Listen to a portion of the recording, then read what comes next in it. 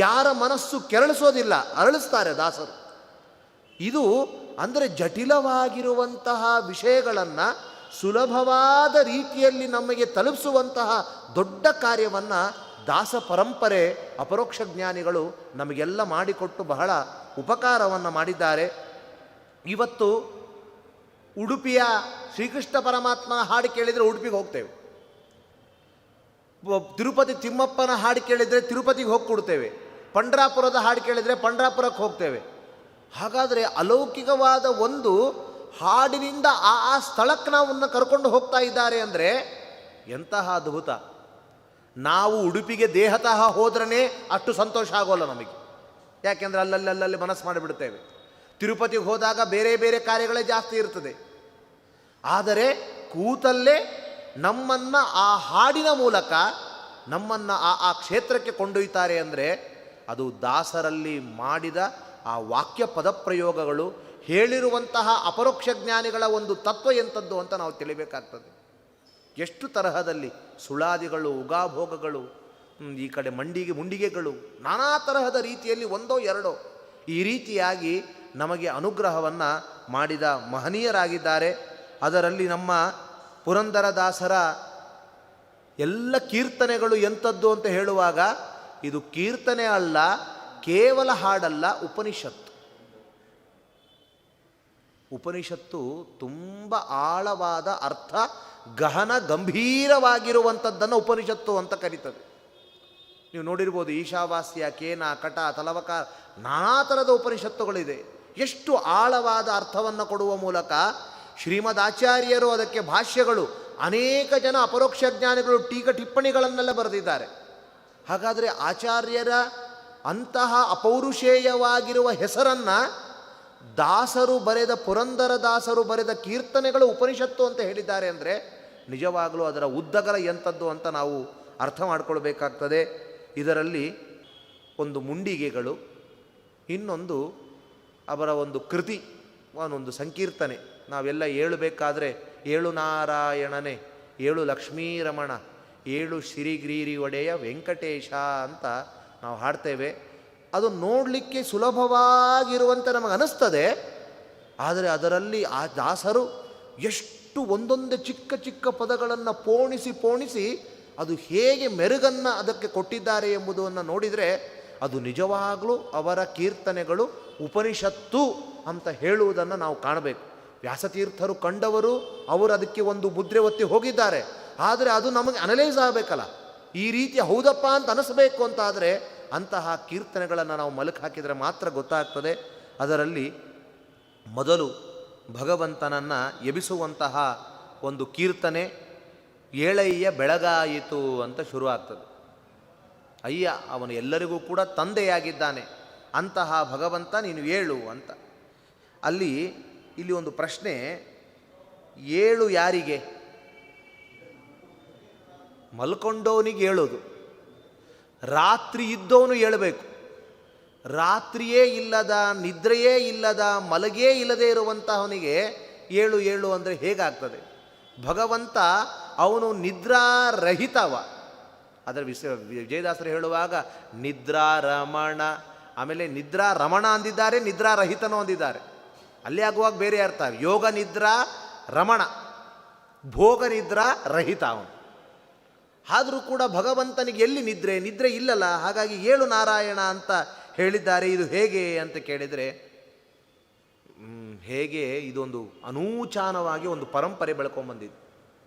ಒಂದಿ ಮಾಗದರೆಲ್ಲರೂ ಕೂಡ ರಾಜನನ್ನು ಹೊಗಳಿ ಹೇಗೆ ಅವನನ್ನು ಹೊಗಳುತ್ತಾರೋ ಹಾಗೆ ಭಕ್ತರೆಲ್ಲರೂ ಕೂಡ ಭಾವನಾತ್ಮಕವಾಗಿ ಭಗವಂತನನ್ನು ಒಂದು ಸ್ತೋತ್ರಗೈಯುವಂಥದ್ದು ಈ ಥರ ಪರಿಪಾಟಿಯಲ್ಲಿ ಬಂದಿದೆ. ಅದು ಕೇವಲ ಈ ಒಂದು ದಾಸ ಸಾಹಿತ್ಯದಲ್ಲಿ ಮಾತ್ರ ಅಲ್ಲ, ವ್ಯಾಸ ಸಾಹಿತ್ಯ, ಸಂಸ್ಕೃತ ಸಾಹಿತ್ಯದಲ್ಲೂ ಕೂಡ ಉತ್ತಿಷ್ಟೋತ್ತಿಷ್ಟ ಗೋವಿಂದ, ಉತ್ತಿಷ್ಟ ಗರುಡ ಧ್ವಜ, ಉತ್ತಿಷ್ಟ ಕಮಲಾಕಾಂತ, ತ್ರಯೋಕ್ಯಂ ಮಂಗಲಂ ಕುರು ಅಂತ ಕೇಳ್ತೇವೆ.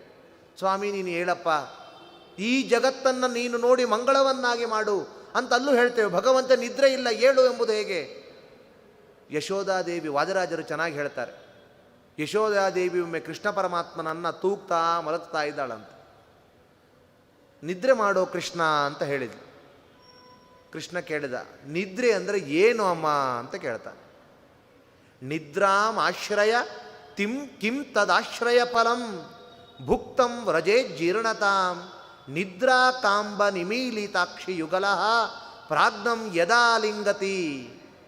ನಿದ್ರೆ ಅಂದರೆ ಏನು? ನಿದ್ರೆ ಅಂದರೆ ಏನೂ ಇಲ್ಲ, ಪ್ರಾಜ್ಞರೂಪಿಯಾದ ಭಗವಂತನನ್ನು ಆಲಂಗಿಸಿಕೊಂಡು ಮಲಗುವಂಥದ್ದೇ ನಿದ್ರೆ ಅಂತ ಹೇಳಿದರು. ಸರಿ, ನಿದ್ರೆ ಮಾಡುವುದರಿಂದ ಏನು ಪ್ರಯೋಜನ ಅಂತ ಕೇಳಿದರೆ, ಏನೇನು ಊಟ ಮಾಡಿರ್ತೇವೆ ಅದೆಲ್ಲ ಜೀರ್ಣವಾಗ್ತದೆ, ನಮ್ಮ ದೇಹಕ್ಕೆ ಪುಷ್ಟಿ ಸಿಗ್ತದೆ, ಅದಕ್ಕೋಸ್ಕರ ನಿದ್ರೆ ಮಾಡು ಅಂತ ಹೇಳ್ತಾ ಇದ್ದಾರೆ. ಆಗ ಭಗವಂತ ತನ್ನ ದೇಹವನ್ನು ತಾನೇ ಆಲಿಂಗನ ಮಾಡಿಕೊಂಡು ಒಂದು ಕ್ಷಣ ಕಣ್ಣು ಮುಚ್ಚಿ ಇನ್ನೊಂದು ಕ್ಷಣಕ್ಕೆ ಅಮ್ಮ ಎಲ್ಲ ಜೀರ್ಣ ಆಗೋಯ್ತು, ಏನಾದರೂ ತಿನ್ನಲಿಕ್ಕೆ ಮತ್ತೆ ಕೊಡು ಅಂತ ಕೇಳ್ತಾನೆ. ಯಾಕೆಂದರೆ ಅವನಿಗಿಂತಲೂ ಮಿಗಿಲಾದ ದೇವರೆಲ್ಲಿದ್ದಾನೆ, ಹಾಗಾಗಿ ಅವನನ್ನೇ ಅವನು ಆಲಿಂಗನ ಮಾಡಿಕೊಂಡ. ಇನ್ನೊಮ್ಮೆ ಕೇಳಿದ್ನಂತೆ, ಅಮ್ಮ ಯಾವಾಗಲೂ ಕೂಡ ನಾನು ಮಲಗುವಾಗ ನೀನು ಶೇಷಶಾಹಿಯಾಗಿರುವ ಭಗವಂತನ ಹಾಡನ್ನೇ ಹಾಡ್ತಾ ಇರ್ತಿ, ಯಾಕೆ? ಶೇಷಶಾಹಿಯಾದ ಭಗವಂತನೇ ಅಂತನೇ ಒಂದು ಹಾಡು ಹಾಡ್ತಾ ಇರ್ತೀಯ, ಯಾವಾಗಲೂ ಮಲಗಿದ ಹಾಡನ್ನು ಯಾಕೆ ಹಾಡ್ತೀಯ? ಆಗ ಯಶೋಧ ಉತ್ತರ ಕೊಡ್ತಾಳೆ, ಏನಿಲ್ಲ, ಅವನು ಮಲ್ಕೊಂಡಿದ್ದಾನೆ, ಮಲಗಿದವರು ಹಾಡು ಹೇಳಿದರೆ ನಿನಗೂ ನಿದ್ರೆ ಬರ್ತದೆ, ಅದಕ್ಕೋಸ್ಕರ ನಾನು ಹೇಳ್ತಾ ಇದ್ದೀನಿ ಅಂತ ಯಶೋಧ ಹೇಳಿದ್ರು. ಆಗ ಕೃಷ್ಣ ಪರಮಾತ್ಮ ಹೇಳ್ತಾನೆ, ಅಮ್ಮ ನೀನು ಅವನು ಮಲಗಿದ್ದಾನೆ ನನಗೆ ನಿದ್ರೆ ಕೊಡು ಅಂತ ಕೇಳ್ತಾ ಇದೆಯಲ್ಲ, ಅವನು ಮಲಗಿದರೆ ತತ್ಕರ್ಣ ದೇಶಂ ಕಥಂ, ಅವನು ಗೊರಿಕೆ ಹೊಡಿತಾ ಇರ್ತಾನೆ, ಅವನು ಕಿವಿಗೆ ಹೋಗುವುದಾದರೂ ಹೇಗೆ, ಹೋಗಿ ಮುಟ್ಟುವುದಾದರೂ ಹೇಗೆ, ಅದು ಮುಟ್ಟಿ ನನಗೆ ನಿದ್ರೆ ಬರುವುದಾದರೂ ಹೇಗೆ ಅಂತ ಹೇಳಿ ನಿಜವಾದ ತನ್ನ ಸಿದ್ಧಾಂತವನ್ನು ಆಗಿಂದಲೇ ಭಗವಂತ ಪ್ರತಿಪಾದನೆ ಮಾಡದ ಅಂತ ಕೊಂಡಾಡ್ತಾರೆ. ಹಾಗೆ ಭಕ್ತರು ನಿದ್ರೆ ಮಾಡುವಂಥ ರಾತ್ರಿ ಕಾಲದಲ್ಲಿ ಜೋ ಜೋ ಜೋ ಜೋ ಅಂತ ಹೇಳಿ ಮಲಗಿಸ್ತಾರೆ, ಬೆಳಿಗ್ಗೆ ಆದ ಮೇಲೆ ಉತ್ತಿಷ್ಟ ಏಳು ನಾರಾಯಣ ಅಂತ ಎಬ್ಬಿಸುವಂಥದ್ದು ಇದು ಭಕ್ತರ ಒಂದು ನಾನಾ ತರಹದ ಒಂದು ಭಕ್ತಿಯ ಸಂಕೇತಗಳು. ಭಕ್ತಿಯಲ್ಲಿ ಅನೇಕ ವಿಧ ಭಕ್ತಿಗಳು, ಏಕಾಂತ ಭಕ್ತರು ಇದ್ದಾರೆ, ಇನ್ನು ಕೆಲವು ಕಡೆ ವಿಶೇಷವಾಗಿರುವಂತಹ ವಾತ್ಸಲ್ಯ ಭಕ್ತಿಯನ್ನು ತೋರಿಸುವಂತಹ ವಸುದೇವ ದೇವಕಿಯರಂತೆ ಇದ್ದಾರೆ, ಶೃಂಗಾರ ಭಕ್ತಿ ಮಾಡಿರುವಂತಹ ಗೋಪಿಕಾಸ್ತ್ರೀಯರಂತೆ ಭಕ್ತಿ ಇದ್ದಾರೆ. ಏನೇ ಆಗಲಿ, ಮಡದಿಗಳ, ತಾಯಿಯ, ತಂದೆಯ, ಅಣ್ಣನ, ತಮ್ಮನ ಯಾವುದೇ ತರಹದ ಪ್ರೀತಿಗೂ ಮುಖ್ಯವಾದ ನೆಲೆ ಭಗವಂತ. ಯಾಕೆ? ಭಕ್ತರಿಗೆ ತ್ವಮೇವ ಮಾತಾ ಚ ಪಿತಾ ತ್ವಮೇವ ಬಂಧುಶ್ಚ ಸಖಾ ತ್ವಮೇವ. ಭಗವಂತನ ಭಕ್ತರಿಗೆ ಭಗವಂತ ಬಿಟ್ಟರೆ ಬೇರೆ ಯಾರಲ್ಲೂ ಕೂಡ ಅದನ್ನು ಪ್ರಯೋಗ ಮಾಡಲ್ಲ. ನಮ್ಮಂಥವರಿಗೆಲ್ಲ ಆಗುವಾಗ ನಮಗೇ ಪ್ರತ್ಯೇಕವಾಗಿರುವಂತಹ ಒಂದೊಂದು ರೀತಿಯ ಕೋಣೆಗಳಿದೆ. ಈ ಕಡೆ ತಂದೆಯ ಕೋಣೆ, ತಾಯಿಯ ಕೋಣೆ, ಆ ಪ್ರೀತಿಗಳಿಗೆ ಒಂದೊಂದು ನೆಲೆ ಇದೆ, ಪ್ರತ್ಯೇಕವಾಗಿರುವಂತಹ ಕಂಪಾರ್ಟ್ಮೆಂಟ್ಗಳಿದೆ. ಆದರೆ ಭಕ್ತರಿಗೆ ಯಾವುದೇ ತರಹದ ಒಂದು ಪ್ರೀತಿಗೂ ಕೂಡ ಮುಖ್ಯವಾದ ಸ್ರೋತಸ್ಸು, ಮುಖ್ಯವಾದ ನೆಲೆ ಅದು ಭಗವಂತ ಮಾತ್ರ ಆಗಿದ್ದಾನೆ ಎಂಬುದನ್ನು ನಾವು ತಿಳಿಬಹುದಾಗಿದೆ. ಹಾಗಾಗಿ ನಂಬಿದವರ ಭಕ್ತರ ಹೃದಯದಲ್ಲಿ ಆರಾಮಾಗಿ ಮಲಗಿರುವಂತಹ ಭಗವಂತನನ್ನು ಎಬ್ಬಿಸಬೇಡವಾ? ಹಾಗಾಗಿಯೇ ಪುರಂದರದಾಸರು ಹೇಳ್ತಾ ಇದ್ದಾರೆ, ಏಳು ನಾರಾಯಣನೇ ಎಂಬುದಾಗಿ ಕೊಂಡಾಡ್ತಾ ಇದ್ದಾರಂತೆ. ಉಪನಿಷತ್ತಿನಲ್ಲೂ ಕೂಡ ಓಂ ಕ್ರತೋಸ್ಮರ ಕೃತಂ ಸ್ಮರ ಅಂತ ಒಂದು ಮಾತಿದೆ. ಅದಕ್ಕೆ ಅರ್ಥ, ಸ್ವಾಮಿ ನನ್ನನ್ನು ಮರಿಬೇಡ, ಸ್ವಾಮಿ ನಾನು ಇಷ್ಟು ಉಪನ್ಯಾಸ ಕೇಳಿದ್ದೀನಿ, ಇಷ್ಟು ಪೂಜೆ ಮಾಡಿದ್ದೀನಿ, ಇಷ್ಟು ವ್ರತ ಮಾಡಿದ್ದೀನಿ, ನನ್ನನ್ನು ಉದ್ಧಾರ ಮಾಡು, ಮರಿಬೇಡ ಅಂತ ಹೇಳುವ ಅರ್ಥ ಅದು. ಯಾರಿಗ್ರಿ ಮರುವು? ಮರುವು ನಲಿಪಿ ಇಲ್ಲದೇ ಇದ್ದವನಿಗೆ ನೆನಪು ಮಾಡಿಸ್ಬೇಕು. ನನ್ನನ್ನು ಮರಿಬೇಡ ಅಂತ ಯಾರಿಗೆ ಹೇಳಬೇಕು? ಯಾರಿಗೆ ಮರುವೋ ಅವನಿಗೆ ಹೇಳಬೇಕು. ಮತ್ತ ಸ್ಮೃತಿರ್ಜ್ಞಾನಮಪೋಹನಂಚ. ಕೃಷ್ಣ ಪರಮಾತ್ಮ ಹೇಳ್ತಾನೆ, ನನ್ನಿಂದಲೇ ಮರುವು, ನನ್ನಿಂದಲೇ ಇರುವು, ನನ್ನಿಂದಲೇ ಎಲ್ಲವೂ ಅಂತಾನೆ ಭಗವಂತ. ಹಾಗಿರುವಾಗ ಕ್ರತೋಸ್ಮರ ಕೃತಂ ಸ್ಮರ, ನಾನು ಮಾಡಿದ ನಿನ್ನ ಆರಾಧನೆಯನ್ನು ಮರಿಬೇಡ, ನೆನಪಿರಲಿ. ಈ ರೀತಿಯಾಗಿ ಹೇಳಲಿಕ್ಕೇನರ್ಥ ಅಂತ ಕೇಳಿದರೆ ಅದು ಯಾವಾಗಲೂ ಹಾಗೆ. ಭಕ್ತ ತಾನು ಹೇಳುವಂತಹ ಒಂದು ಕ್ರಮ ಹೀಗಂತೆ, ನಿನ್ನ ಅನುಗ್ರಹ ನನಗೆ ನಿರಂತರ ಇರಲಿ ಅಂತ ಅರ್ಥ. ಕ್ರತೋಸ್ಮರ, ಸ್ಮರ ಅಂದರೆ ನನ್ನನ್ನು ಸ್ಮರಿಸ್ತಾ ಇರು, ನನ್ನ ನೆನಪಿರಲಿ ಅಂತಲ್ಲ, ನಿನ್ನ ಅನುಗ್ರಹ ನನಗೆ ಎಂದೂ ಇರಲಿ. ಕೃತಂ ಸ್ಮರ, ಸ್ವಾಮಿ ನೀನು ಒಂದು ಲಿಸ್ಟನ್ನು ಮಾಡಿಟ್ಕೊಂಡಿದ್ದಿ, ಭಗವದ್ಭಕ್ತರ ಒಂದು ಪಂಕ್ತಿ ಇದೆ, ಆ ಪಂಕ್ತಿಯನ್ನು ನನ್ನನ್ನು ಸೇರಿಸೋ. ಈ ರೀತಿಯಾಗಿ ಭಗವಂತನನ್ನು ಭಕ್ತನು ಕೇಳಿಕೊಳ್ಳುವಂತಹ ಪರಿ ಇದು. ಆ ರೀತಿಯಾಗಿ ಹೇಳಿದೆ. ಅಷ್ಟೇ ಅಲ್ಲ, ನಾವು ದಿನನಿತ್ಯ ಪೂಜೆ ಮಾಡುವಾಗ ಆಯತಾಭ್ಯಾಂ ವಿಶಾಲಾಭ್ಯಾಂ ಶೀತಲಾಭ್ಯಾಂ ಕೃಪಾನಿಧೇ ಕರುಣಾಮೃತ ಪೂರ್ಣಾಭ್ಯಾಂ ಲೋಚನಾಭ್ಯಾಂ ವಿಲೋಕಯ. ಸ್ವಾಮಿ, ನೀನು ನನ್ನನ್ನು ನೋಡು ಅಂತೇವೆ. ವಿಶ್ವತಚ್ಚಕ್ಷುರುತ ವಿಶ್ವತೋ ಮುಖೋ. ಭಗವಂತ ವಿಶ್ವತಚ್ಚಕ್ಷು, ಎಲ್ಲ ಕಡೆ ಸಹಸ್ರ ಶೀರ್ಷ ಪುರುಷ ಸಹಸ್ರಾಕ್ಷನಾಗಿದ್ದಾನೆ. ಅವನು ನೋಡೋ ಅಂತ ಹೇಳುವಂತೆ, ನಮ್ಮಂತೆ ಹೇಳುವಂತೆ ಹೇಳ್ತಾರ? ಅಂದರೆ ಹೇಗೆ ನೋಡು? ಕರುಣಾಮೃತ ಪೂರ್ಣಾಭ್ಯಾಂ ಲೋಚನಾಭ್ಯಾಂ ವಿಲೋಕಯ.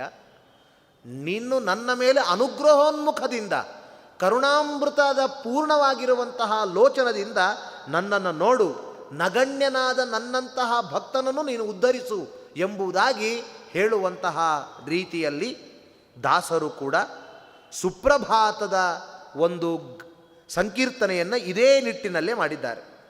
ಅವನಿಗೆ ಬೆಳಕಾಯಿತು ಅಂತಲ್ಲ, ಅಥವಾ ಅವನಿಗೆ ಎಚ್ಚರಿಕೆ ಆಗಲಿ ಅಂತ ಅಲ್ಲ. ನಿನ್ನ ಸುಪ್ರಭಾತವನ್ನು ಹೇಳಿದರೆ ನಮಗೆ ಸುಪ್ರಭಾತ ಆಗುತ್ತೆ. ನಿನ್ನ ಸುಪ್ರಭಾತವನ್ನು ಗಾಯನ ಮಾಡಿದರೆ ನನ್ನ ಜೀವನವೇ ಸುಪ್ರಭಾತ. ಅದರ ಬೆಳಗ್ಗಿನ ಜಾವ ಒಳ್ಳೆಯ ರೀತಿಯಲ್ಲಿ ನಾನು ಜೀವನವನ್ನು ಕಳೀತೇನೆ ಎಂಬುವಂತಹ ಭಾವದಿಂದ. ಯಾಕೆ ಅಂದರೆ ಬೆಳಿಗ್ಗೆ ವ್ಯಕ್ತಿಯ ವಿಶೇಷವಾಗಿರುವಂತಹ ಧ್ಯಾನಕ್ಕೆ ಅನುಕೂಲವಾಗಿರುವ ಒಂದು ಸಮಯ. ಹಾಗಾಗಿ ಬೆಳಿಗ್ಗೆ ನಾವು ಏನು ಪ್ರಾರಂಭ ಮಾಡ್ತೇವೋ ಅದೇ ಮುಂದುವರಿಯುವಂಥದ್ದು. ಹಾಗಾಗಿ ನಿನ್ನ ಸ್ಮರಣೆಯಿಂದ ಪ್ರಭಾತವಾಗಲಿ ಎಂಬುದಾಗಿ ಹೇಳ್ತಾ ಇದ್ದಾರೆ.